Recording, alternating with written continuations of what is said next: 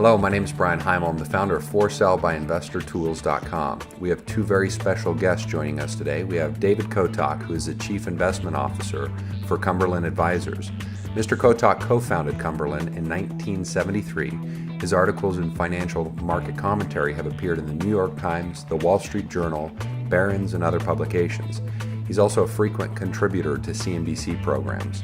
With us, we also have William Dunkelberg, PhD, professor in economics at Temple University, Fox School of Business and Management. Since 1971, he has served as the chief economist for the National Federation of Independent Businesses, NFIB, which represents about 600,000 member firms.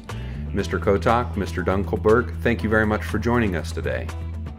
Where do you see the commercial market going with some of the technical defaults that we see going on right now?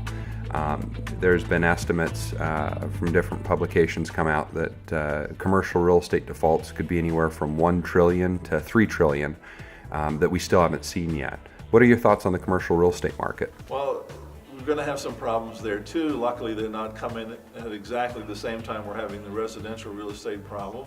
If you go back to the 2003 to 2007 period, not only did we build too many houses, but we also did too much on the commercial side. We had too many office buildings, too many strip malls, too many retail outlets, too many restaurants, because consumers were spending all of the money that they got. They weren't saving. Now they're saving, and that means that retail sales are down $500 billion.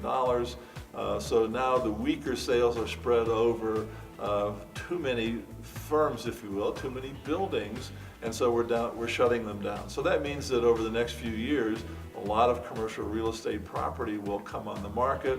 Rents are going down, which means the values of these buildings are falling, and it's a horse race. We are not sure how fast we're going to have to refinance these deals and what the implications will be, but we know the banks lent money on them, and so there could be difficulties in the future for the banks and the financial institutions who may find that they can't get all their money back, and there'll be more losses. The finance side of the real estate piece is also playing out slowly. And there's an issue because a bank could hold a piece of real estate, have extended a loan. The loan now exceeds the value of the real estate because the value of the real estate has fallen. Banks don't have to recognize that loss unless and reserve for that loss unless they expect to recognize it within the next 12 months of the reporting period. So we have this unknown possible loss in the banks and the banking system. And the banks in the banking system are wounded. They've been through a financial crisis. We see more banks failing in the United States in the last 2 years than we've seen in a very long period of time.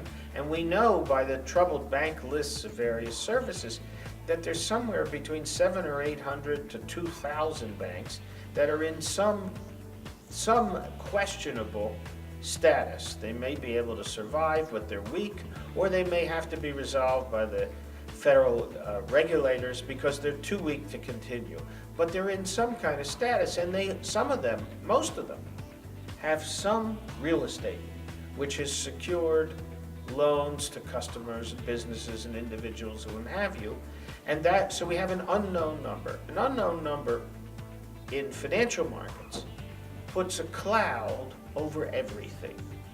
It says to the banker who's in good shape, and Bill's the chairman of a bank, and his bank is sound, but his bank has to deal with regulators, and he has to look at an appraisal and a loan and say, well, I've got to look at it more seriously. I've got to have an extra margin just in case property values fall farther if real estate values fall. And then you have the capital providers to the lenders. And they say, well, how can we be so sure that you're properly reserved? And then you have the regulator, and the regulator comes into the bank and the financial institution. No matter how many ruts you have in reserves, they want more.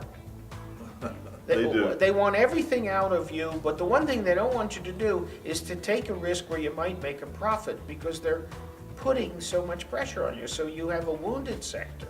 And the last element about commercial real estate, which I think is very important to distinguish from residential real estate, In residential real estate, you have a constituency, homeowners, which is eligible in our political system for assistance and subsidy. So we have various programs to try to stem foreclosures.